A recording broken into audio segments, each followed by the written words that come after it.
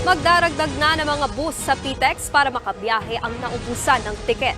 Mahigit 100,000 pasahero ang nasa PTEX ngayon kaya pinahihigpitan ang seguridad.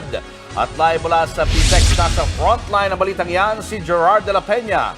Gerard, yung 100 pasahero, gaano karami yan kumpara sa December last year?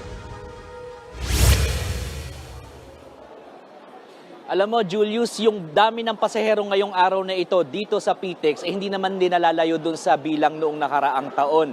Ilang araw na tayo nagbabantay dito at napansin natin na mas lalong hassle ngayon dahil nagkakaubusan na ng tiket.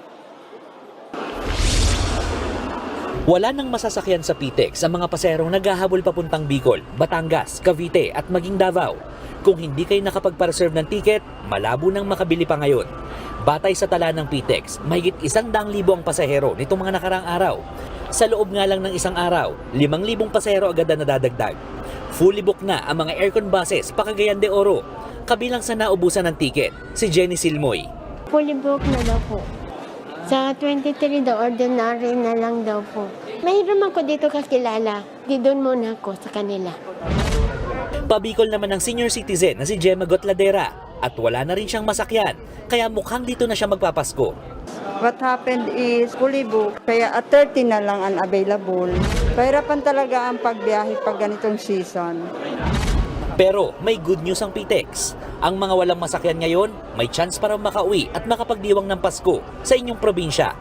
Magbibigay kasi ng special permits ang LTFRB para madagdagan ng mga bumabiyahing bus.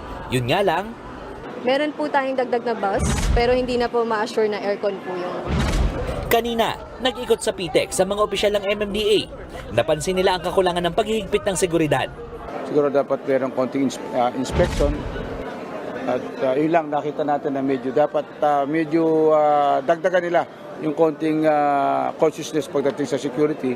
Siguro ang i-recommend lang natin, dapat mayroong nag-i-inspection kada paseros bago sumakay ng bus. Giniit naman ng PTEX na sapat ang kanilang security personnel at K9 units na galing pa sa Parañaque Police at LGU at sarili nilang security force. Tinitiyak daw nilang ligtas sa mga pasahero.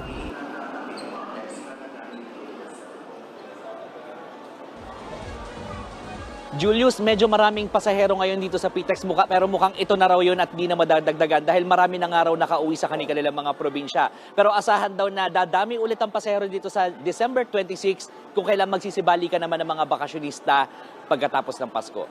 Julius. Maraming salamat, Gerard de la Peña.